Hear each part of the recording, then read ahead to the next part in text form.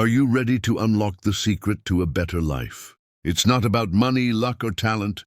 It's about mastering your mind and building daily discipline. Let me take you to a quiet village where a young man learned this lesson from the wisest elder anyone had ever known. In a small, peaceful village, surrounded by green hills and a clear blue river, lived a young man named Daniel. Daniel was clever, but he had one problem. He could never finish what he started. He would begin working on something, but soon lose focus. One day, frustrated with himself, Daniel sat under an old oak tree in the village square. His hands covered his face and his thoughts were heavy. Just then, old Thomas, the village's wise elder, walked by, carrying a walking stick made of polished wood. His face was full of wrinkles, but his eyes shone with warmth. "Why so troubled, Daniel?" Old Thomas asked, sitting beside him. "I don't understand, sir," Daniel sighed. "I start so many things, but I never keep going. I lose interest, I get tired, and I give up." Old Thomas chuckled softly. "Let me tell you a story, Daniel." Daniel leaned forward, curious. "A long time ago," Old Thomas began, "there was a farmer who planted apple seeds. But he was impatient. Every few weeks, he would dig up the seeds to check if they were growing. Each time, the seeds died. One day, another farmer came and said, "If you keep disturbing the seeds, they will never grow. You must water them daily and wait." Daniel frowned. "So, discipline is like watering seeds?" Old Thomas nodded. "Exactly. Your mind is the soil. Your daily habits are the water. If you want strong results, you must care for them every single day, even when you don't see progress." Daniel thought about this for a moment. "But what if I don't feel motivated?" Old Thomas tapped his stick on the ground. "Motivation is a guest, it comes and goes. Discipline is the home you build. You don't wait for the guest to arrive before you clean your house. You clean it every day." Daniel laughed a little. "That makes sense, but it's hard." "Of course it's hard," Thomas said with a smile. "If it were easy, everyone would do it. But here is the secret. Start small. One habit. Do it every day, no matter how you feel. Then add another. Over time, you will become unstoppable." Daniel decided to test this advice. He promised himself to wake up at sunrise every day, no matter what. For the first week, it was painful. Some mornings, his bed felt like a warm prison.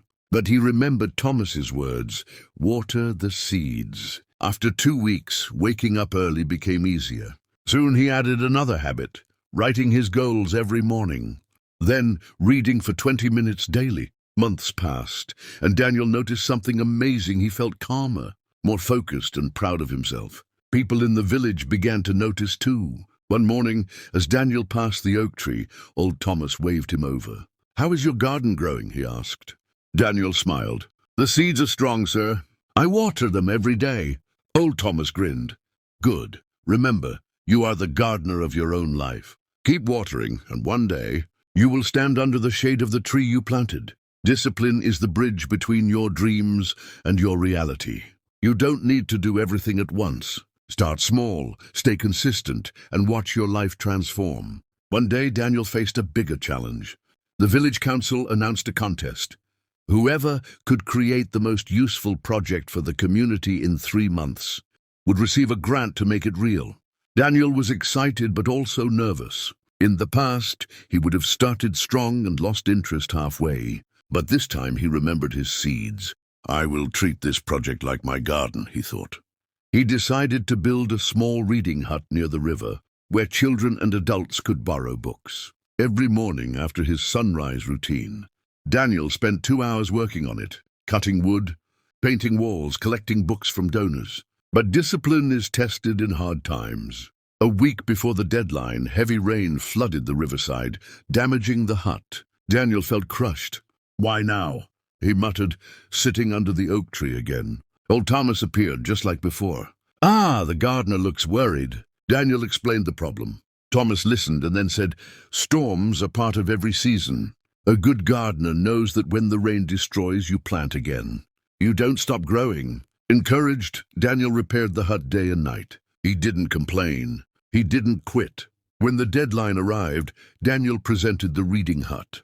The judges were amazed, not just by the hut itself, but by the story of his perseverance. Daniel won the contest. But more importantly, he had mastered something far greater than a project. he had mastered himself. He stood before the village and said, "I used to wait for motivation, but now I know. It's daily discipline that shapes our future. We must keep watering our seeds, even in the storm." The villagers clapped, and old Thomas smiled from the crowd. Years later, Daniel became known not just as a successful builder, but as a mentor for young people in the village. He would often sit under the oak tree, telling them the same lesson Thomas had told him. And every time a new learner asked, "But what if it's hard?" he would smile and reply, "That's why it's worth doing." Discipline is not about doing big things once. It's about doing small things daily, without fail. Over time, those small things become the foundation of your dreams.